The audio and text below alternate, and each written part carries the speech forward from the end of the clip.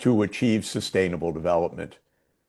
Our core focus for the next 10 weeks is how those goals can be achieved. But we're going to address that in an unusual way. And that is we're going to take a very deep dive in human history to understand how social or societal change works, how economies function, how the world as a whole has long been interconnected in complex ways, and of course, is deeply interconnected today. You may read in newspapers columns that say or ask, is globalization dead? Are we past the age of globalization and so forth? This is a ridiculous idea. I'm going to try to show you. We've been globalized as a species for as long as we've been a species, or at least as long as human beings have been populating the world. We think that that's around 70,000 years as a species. Homo sapiens, our species, may have emerged in modern form 200 to 300,000 years ago in Africa. And the emergence from Africa of our common ancestors took place, it appears, at best evidence, around 70,000 years ago. Earlier, small groups had left Africa even before that, but they did not result in permanent settlements in other parts of the world. Whereas the migrations that started around 70,000 years ago settled the world. And that means that all of us, wherever we are living, wherever our families have migrated from, ultimately we share a common ancestry. In Africa, about 70,000 years ago, when our forebears started their migrations to inhabit the entire world. Well, my argument is that from that time onward, we have been global. We've had globalization in the sense of long distance movement of people, long distance movement of goods, long distance movement of ideas, a long distance movement of cultures and institutions. So we have been deeply interconnected. But we have been interconnected in changing ways as human history has unfolded. And I want us to understand that unfolding of human history, both to grasp the grandeur of it and the panorama of human history, but also to understand better how distinctive our current age is.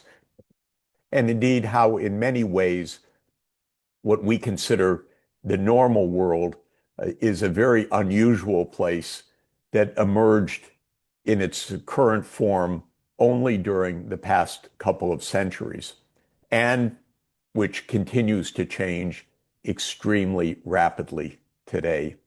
So I'm hoping that by taking a look back, we not only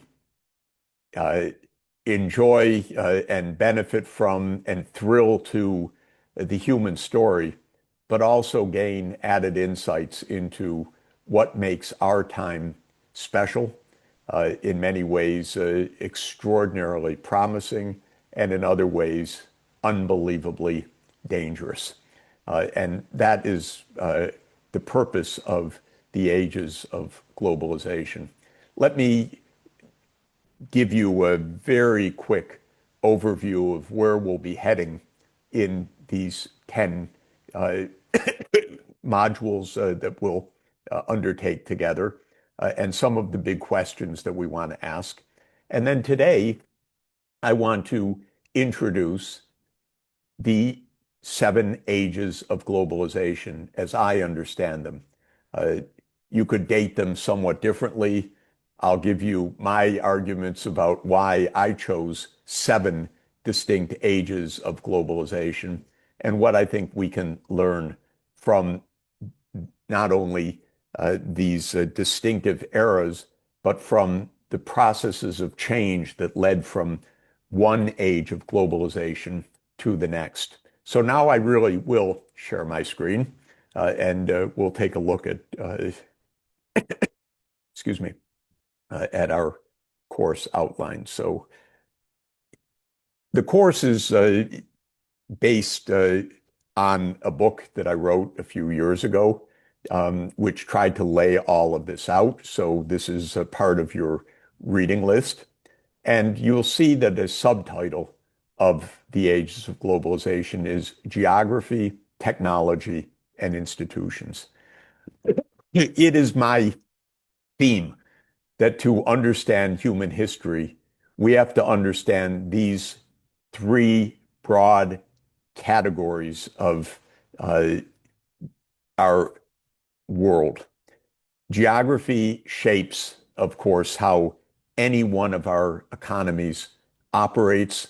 It has shaped the history of every part of the world, whether your region is a tropical region or a temperate region or a boreal region near the poles, whether it is a coastal region or an inland region, whether it is a low elevation region near the sea or an alpine region in the high mountains, whether it has oil, gas, or coal, a huge shaper of events during the past 2 centuries, what kinds of disease patterns are prevalent.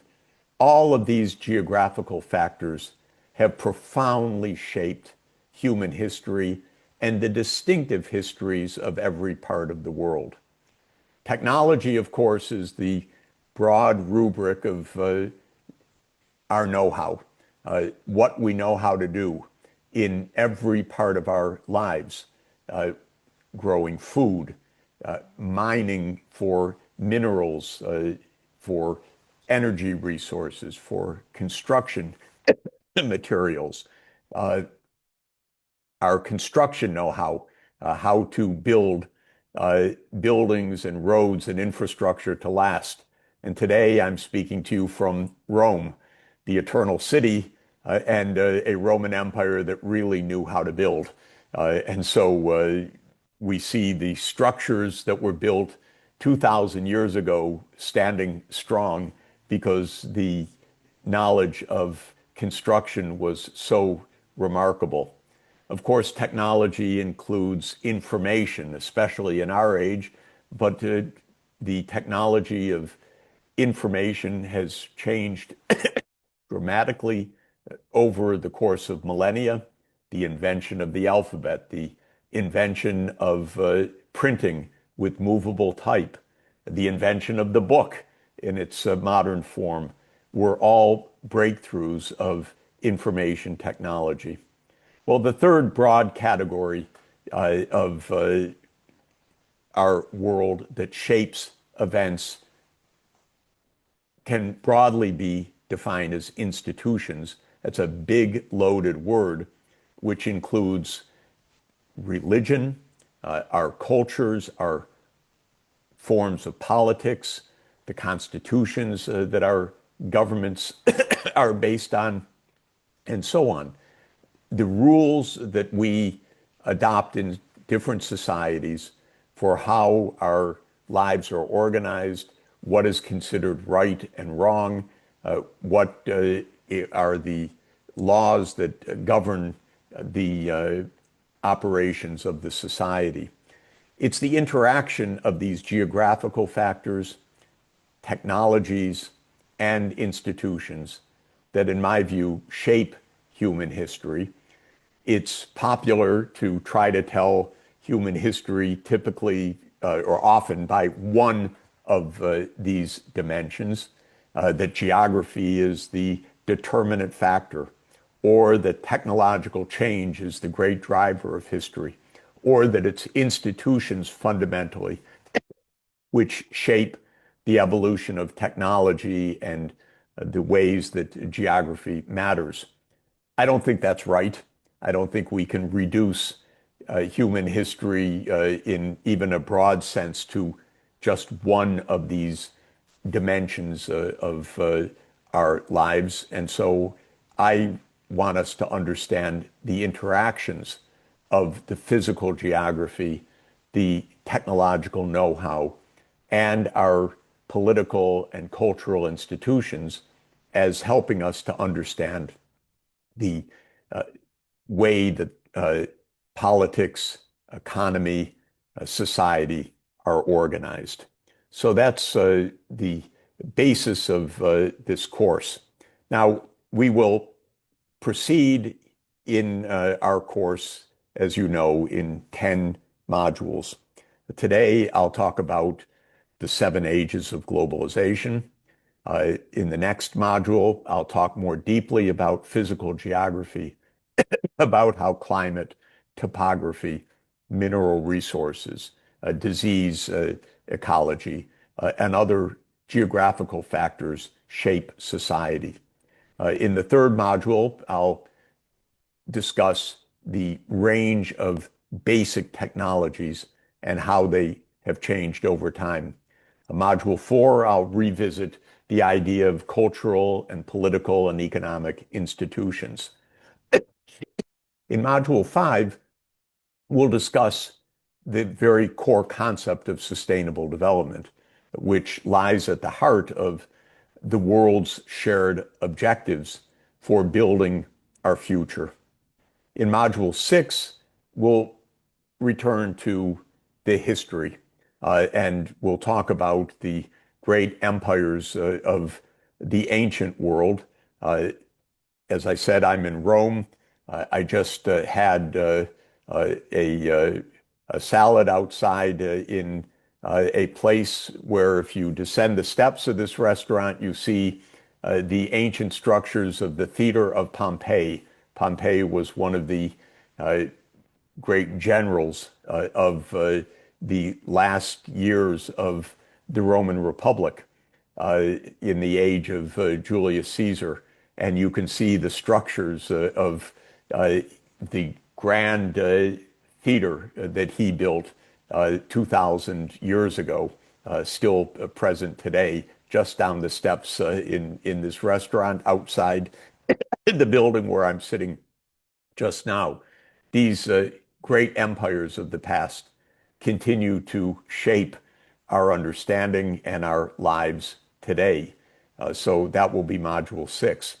Module 7 will talk about the early modern world shaped by the rise of Europe and European global empires. Empires that began with 2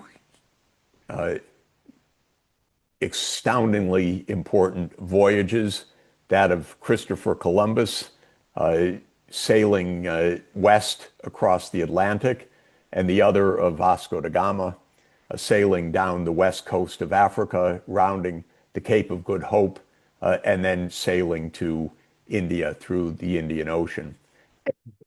Both of these, which were voyages of discovery in the last decade of the 15th century, fundamentally changed the world and opened the way for a several hundred-year period of European imperialism, which by the 19th century effectively meant European domination of most of the rest of the world.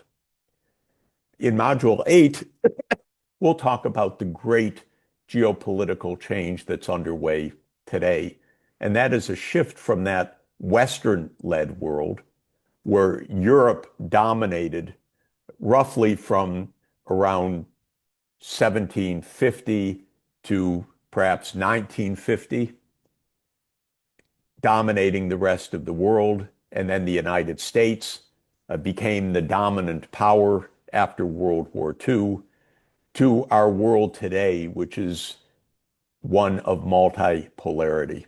This is one of the defining features of our age of globalization. There is no overarching power, and the age of Western dominance has come to an end just in these years. It's not well understood, this process. It remains controversial and opaque, but I'll argue that we have arrived at a truly multipolar world. In the ninth module, we'll talk about the global implications of our world economy, our age of digital globalization on the physical environment. Because one of the core reasons for having adopted the Sustainable Development Goals and the core reason for this course is that we, as a world, as a global society, remain on a collision course with nature itself.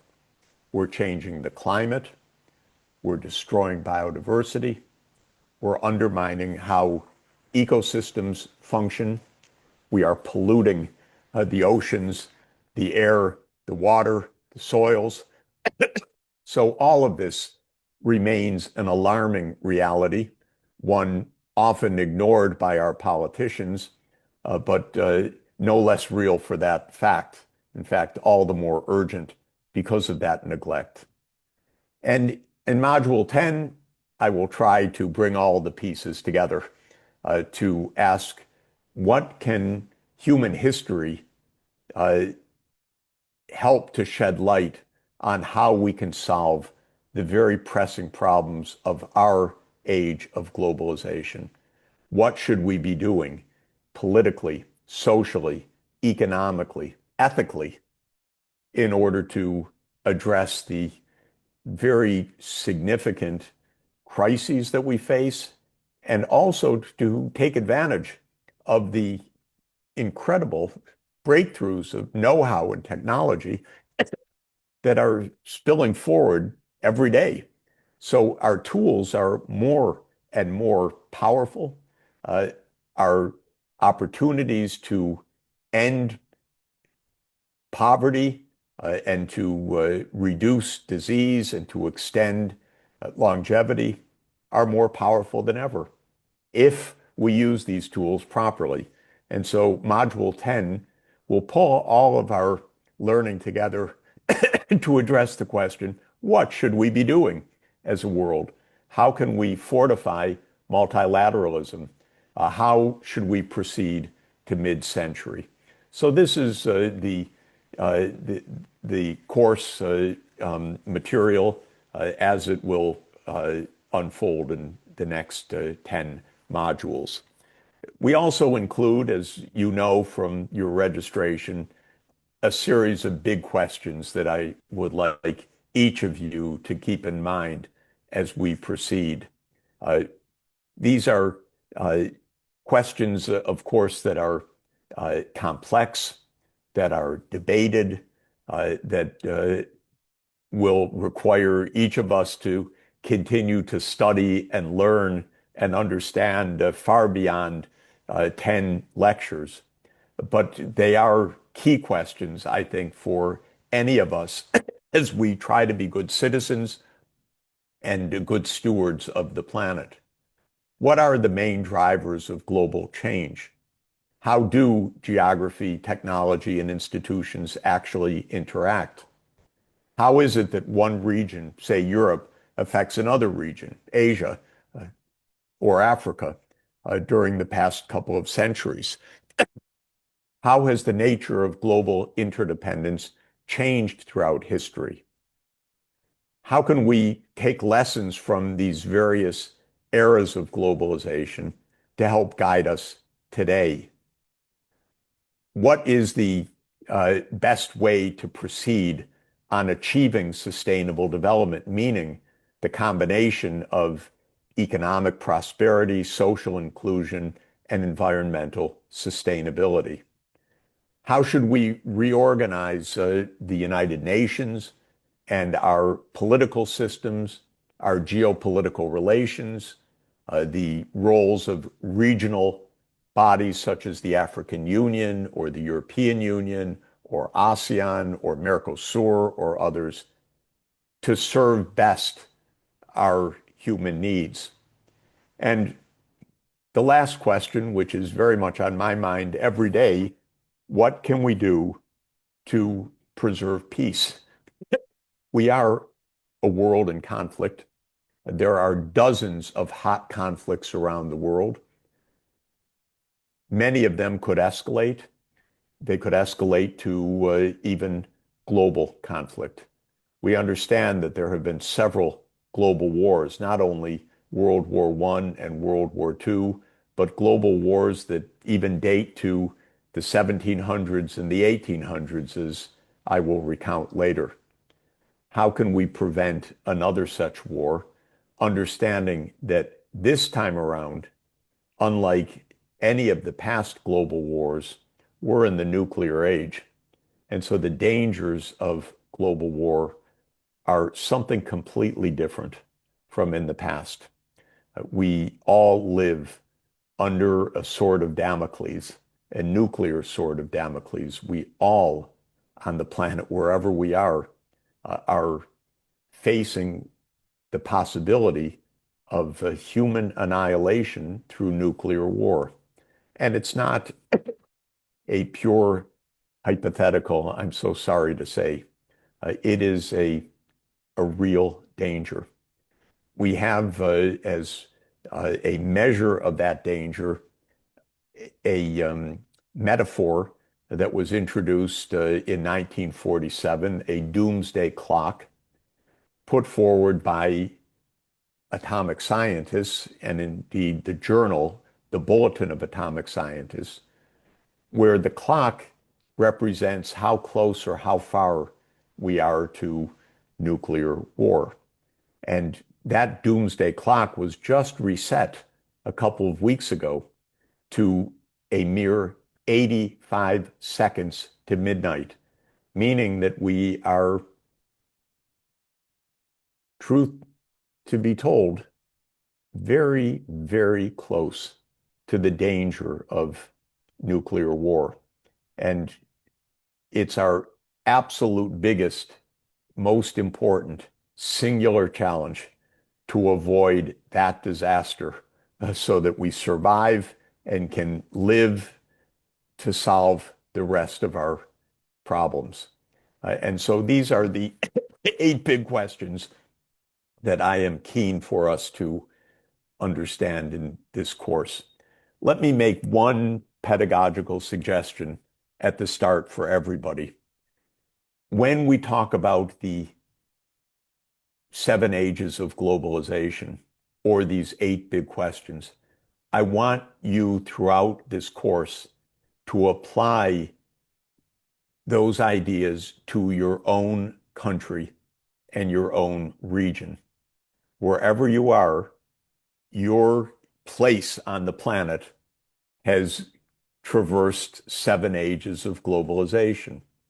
Your part of the planet has been part of this global story, and that part has changed through each of the ages of globalization. And I would like you to understand in your place. I live in New York City, so to understand it for New York City, or if you're coming in from Europe or Africa or Asia or Latin America, how your part of the world has evolved and traversed these 7 ages of globalization. Who ruled? How did that political rule change over time? What kinds of wars or struggles shaped your part of the world? How did the physical geography, the climate system, the farming possibilities, the animal species that are present, the minerals or energy resources that are present, the transport networks, whether it's river systems or coastal trade or mountain passes, shape your part of the world. So I want you to apply everything we're talking about locally. And I hope, and I want to hear from you at the end, did this help you to understand better your own society, where it came from, how it emerged, what the great forces have been that have helped to shape the history of your part of the world, and whether that helps to shed light on how your part of the world will participate in this global effort to move forward. One big theme that I want to emphasize at the start for everybody, I'm sure many of you know it, but it absolutely bears emphasis, and that is how unusual our world really is, our modern world, and how much it has changed dramatically just in the last couple of centuries. We'll be talking about millennia, in fact, starting 70,000 years ago. But the changes that have taken place in just the last 250 years are so astounding that it is hard for us to imagine the world even of the year 1750, much less the world of 1 AD or before. The changes of the last couple of centuries have utterly transformed the world economy, the human population, where people live, how people live, the kinds of jobs that people have. And this is one of the most important points for us to understand. So what I'm showing you here, oh, excuse me, is a reconstruction of the worldwide output per person, what we could say is the gross domestic product per person on average in the world, starting at the start of the so-called Common Era, 1 AD. It actually says 0 on the graph, but there is no year 0. There was a 1 BC, and that went to 1 AD. And starting in 1 AD until today, what you see here is a graph of the average worldwide output per person. And what I hope you can see is that the world was very poor on average for almost all the period of the last 2,000 years until a takeoff began economically sometime around the year 1800. And suddenly, just in the last 2 centuries, world output per person, or world income per person on average, soared. The world transformed itself. This was very much related to the sixth age of globalization that we'll discuss, the age of industrialization, with the advent of new technologies to harness energy, especially the steam engine, the internal combustion engine, and the learning to use electricity, the forces of electromagnetism, for our economic life. So something dramatic changed in the last 2 centuries. This graph is a graph of world population. It looks just like the graph that I showed you before. The world population rose very, very gradually over the course of thousands of years, with ups and downs depending on disease outbreaks such as the Black Death of Europe, that a pandemic or an epidemic that arose in Europe around 1347 and claimed perhaps a third of the European population. But those were ups and downs against a very slow, gradual rise of population until the last couple of centuries.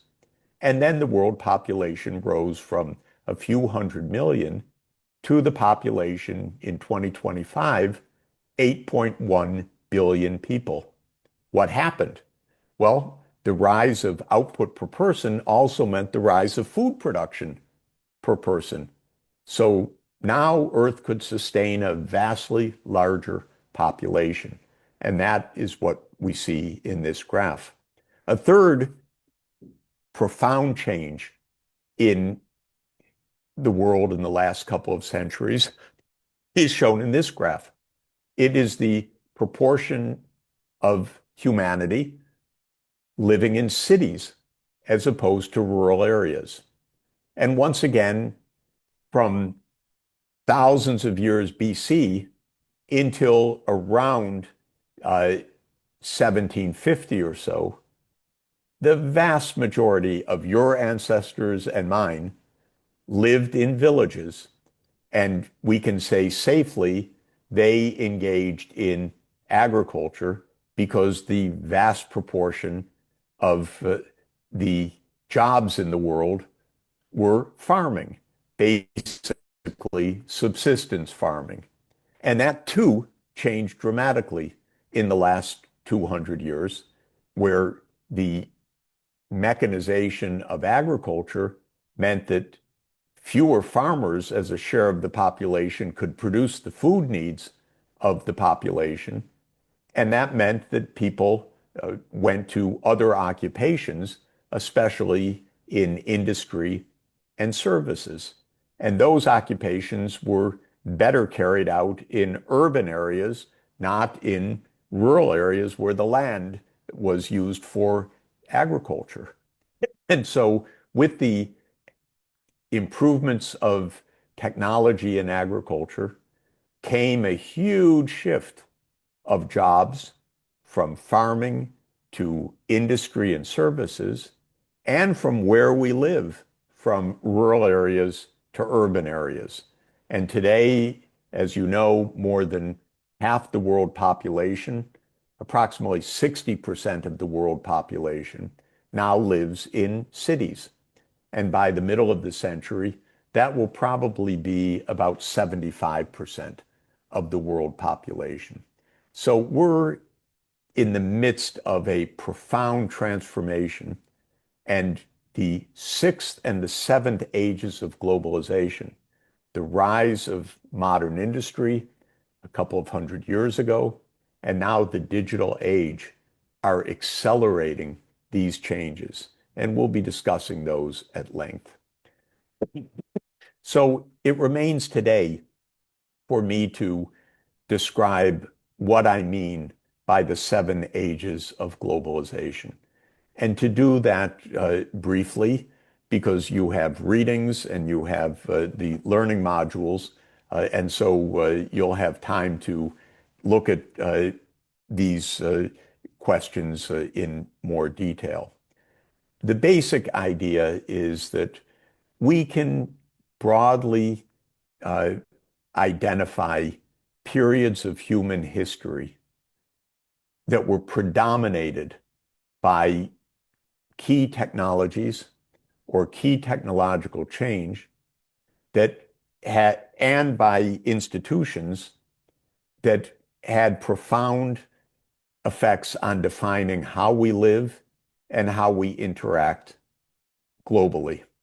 And that, in my telling, can be dated to seven phases of human history.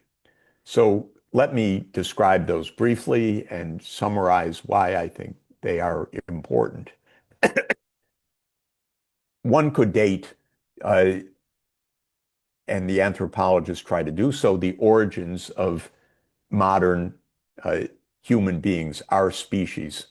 Of course, our genus related to modern man, but not quite modern man, like Neanderthals or other homonyms, have existed for hundreds of thousands of years. But our species, Homo sapiens, is estimated by most scientists to be a species that emerged around 300,000 years ago, and almost certainly in Africa as our common ancestral home. And that was not an age of globalization. It was the age of the birth of modern humanity. The best evidence is that starting around 125,000 years ago, small groups of modern human beings began migrations from Africa across the Red Sea into today's Arabian Peninsula or to the Middle East, and in some cases beyond, but that those early forays did not lead to permanent settlements.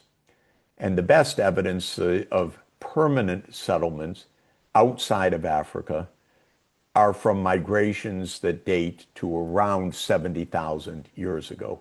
Let me underscore around because, of course, there are continuing scientific findings that are making more precise these estimates. I date the first age of globalization, the Paleolithic age, the old Stone Age, Paleo old, lithic stone, the old Stone Age, to that first spread of humanity around the world. That's the first globalization, ourselves, that human beings, through migration by foot or maybe by raft or by small boats or dugouts, settled virtually all parts of the world by around 20,000 years ago. One of the late settlements was the Americas, because it's clear that the Americas were settled by a human migration through Asia and across what was a land bridge between Asia and the Americas during the Ice Age. Before the end of the last ice age, so much ice, so much water was stored in glaciers, especially in the northern hemisphere, that the ocean level was tens of meters lower than it is today, because the water in today's ocean was stored in the great ice sheets of the Ice Age. And that meant that land that is now covered by water, the Bering Straits, was a land bridge across which people migrated from Asia to the Americas. The dating of those migrations is still debated, but it probably dates to around 25,000 years ago, up to the submergence of that land bridge, Beringia, with the end of the Ice Age. So by the end of the Ice Age, around 10 to 12,000 years ago, all parts of the world were settled by human beings. They had migrated from Africa. They continued to migrate generation after generation, vast distances.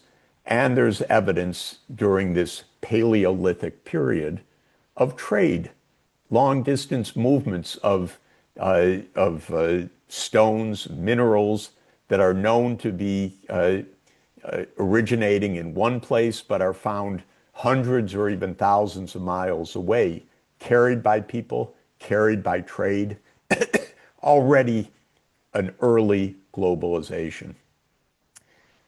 The second great age of globalization came with the end of the Ice Age, a dramatic change of the Earth's climate, which arose from natural causes, changes of the Earth's orbital system, which warmed the planet, melted the great ice sheets of the northern hemisphere, and gave rise to new forms of living, most notably the invention of agriculture that took place in several parts of the world independently after the end of the Ice Age. This is the Neolithic period, the new Stone Age, as opposed to the old Stone Age. It's new because it's after the Ice Age, and there was perhaps the most fundamental transformation of human life in our species' history.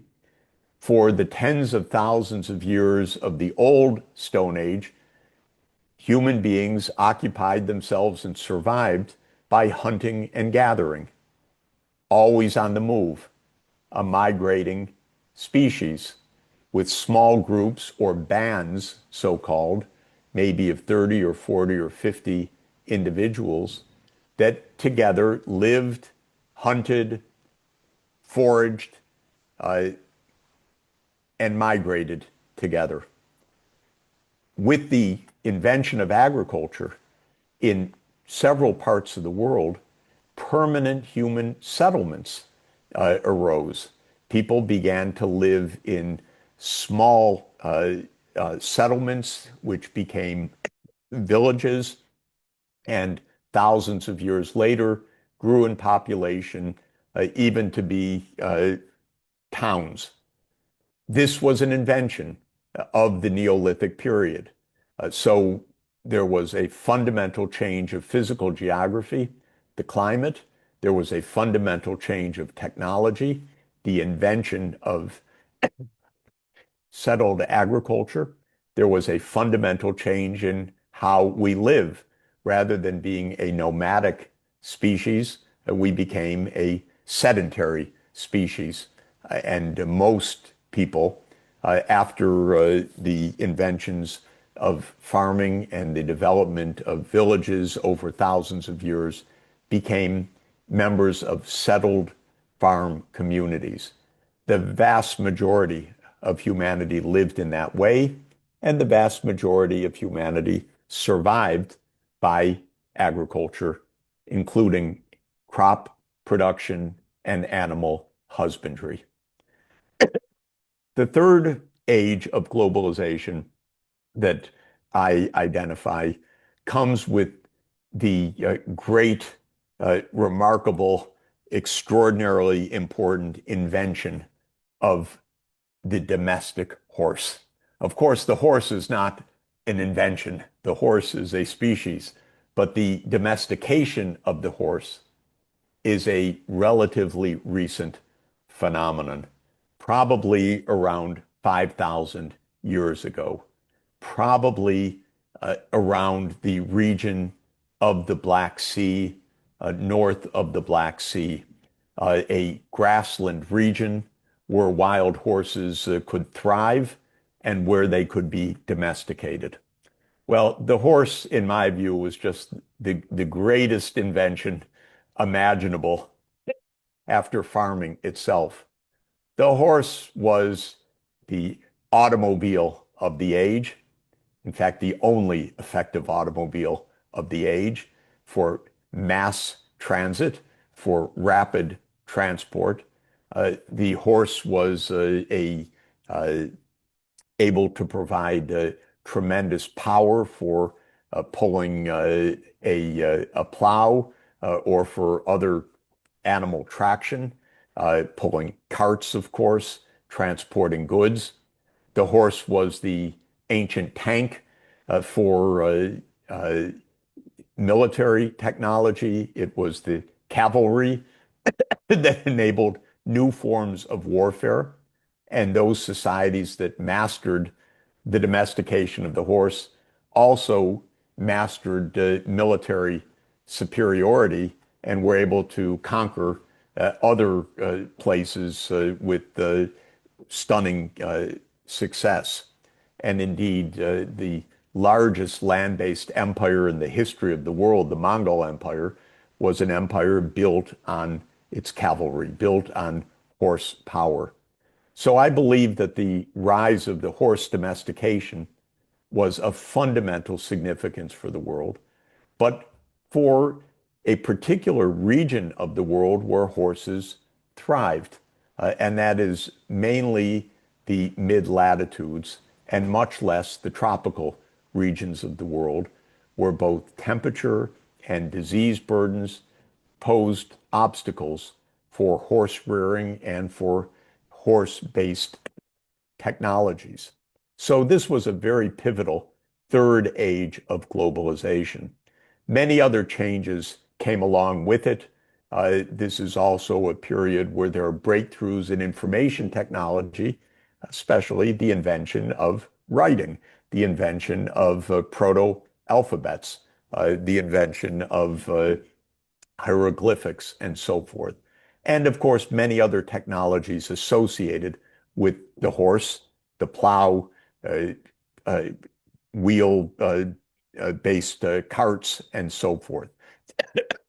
Notably, the Americas were not able to participate in the equestrian or horse-based age of globalization because there were no horses in the Americas after they had been driven to extinction, probably by overhunting around 8,000 BC.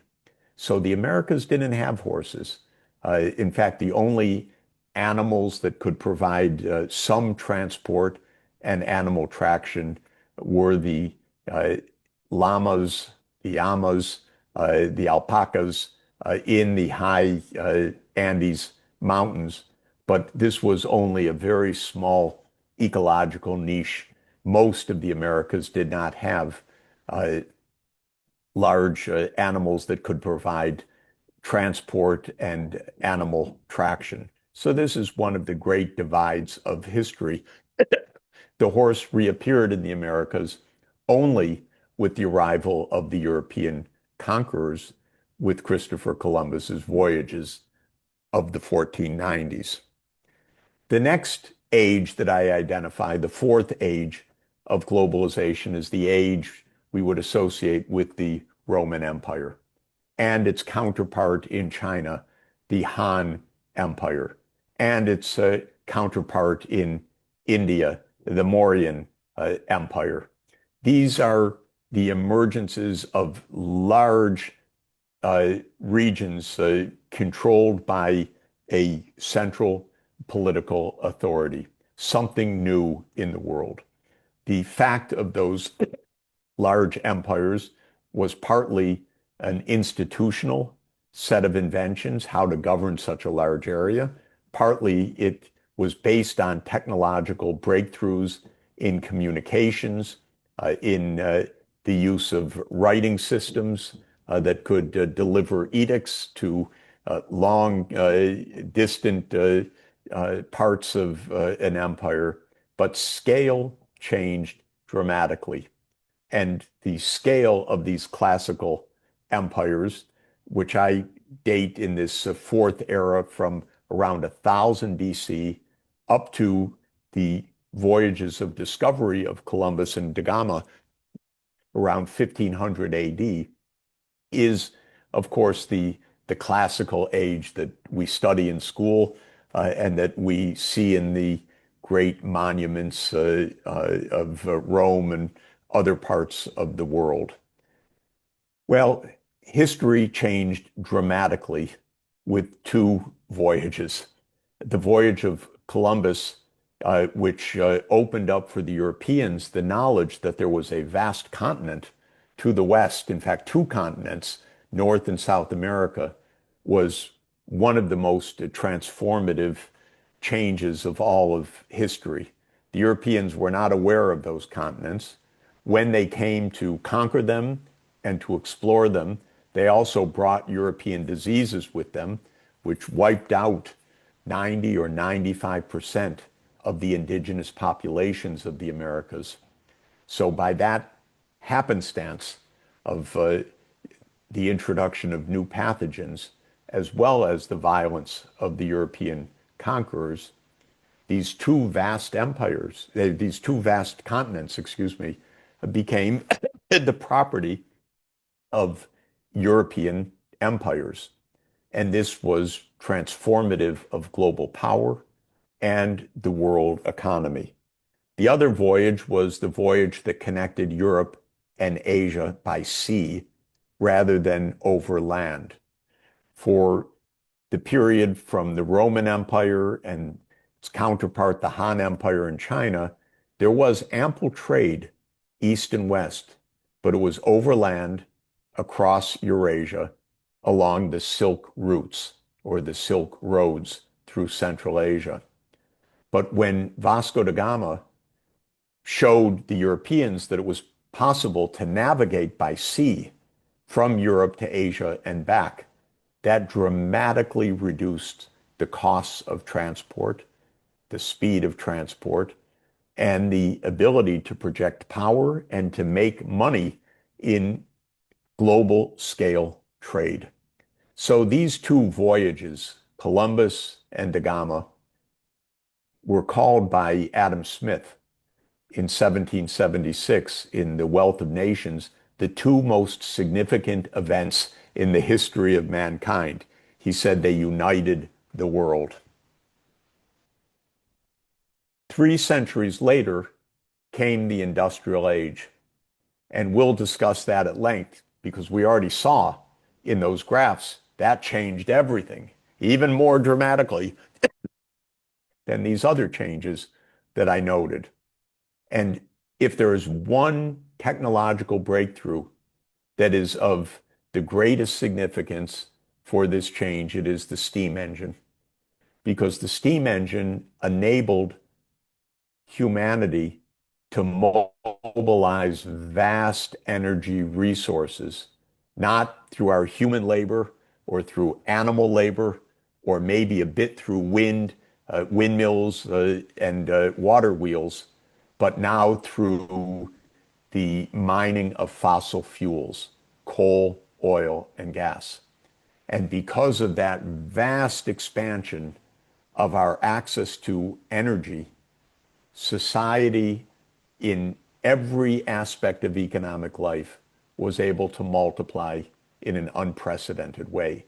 And that's why all of those curves that I showed you about the economic output per person, the population, and the share of humanity living in cities soared with the advent of the industrial age.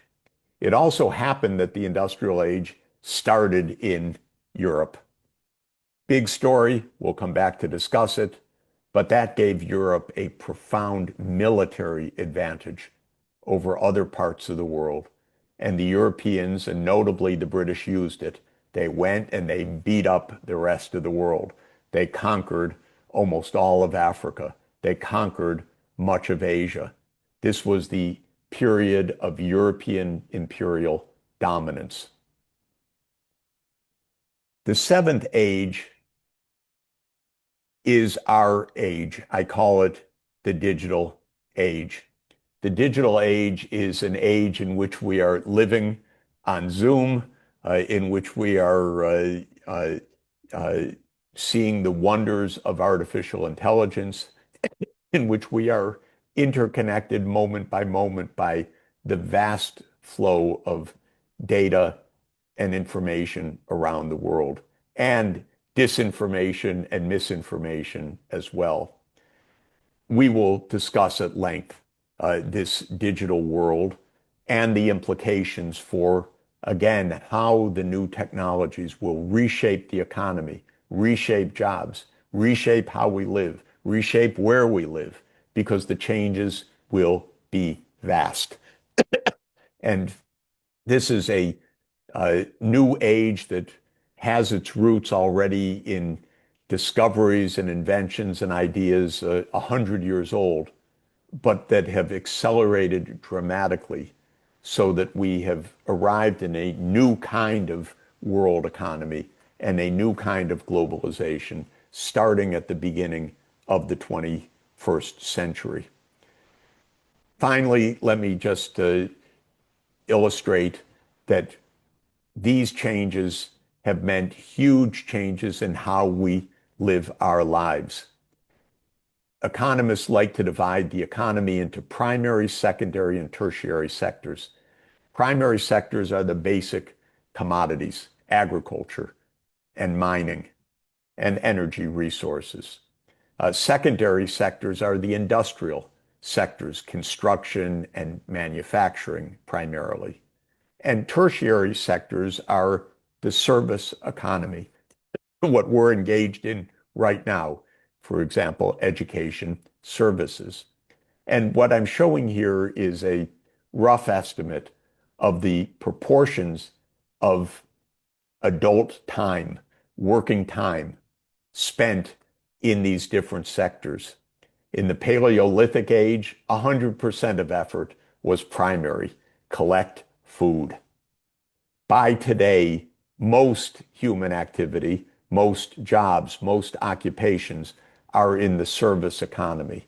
This is just another example of how technological change dramatically transforms how we live. So this is all to be discussed in detail in the future. All of this is to say, we're talking about the vast adventure of humanity, the vast changes that have taken place through fundamental changes of geography, such as climate, of technology, such as agriculture, domestication of horses, ocean going navigation, and the evolution of institutions, such as vast transoceanic empires, and today large regional groups such as the European Union or the African Union, and the attempt at global governance as well through the United Nations. This is the story that we're going to be considering. We're going to now be delving more deeply in the coming modules into each of these drivers of human change: geography, technology, and institutions, and into this vast canvas of human history. So let me thank you for joining this journey together, and I'm really excited to be on this vast opportunity of discovery together with you. So thanks very much, and look forward to seeing you in Module 2. All right. Before we wrap up, just a quick look ahead to next week. We'll be moving into Module 2 on geography, and I'll be sending out the pre-recorded videos and readings in a weekly email very soon, which will also include a recording of today's presentation. Please plan to review those in advance so we can make the most of our time together. You'll also receive a very short weekly learning reflection to share your feedback and insights. And thank you again for joining us today, and thank you, Professor Sachs, for a wonderful session. We look forward to seeing you all next week. Fantastic. Thanks, everybody. Thank you, Mark.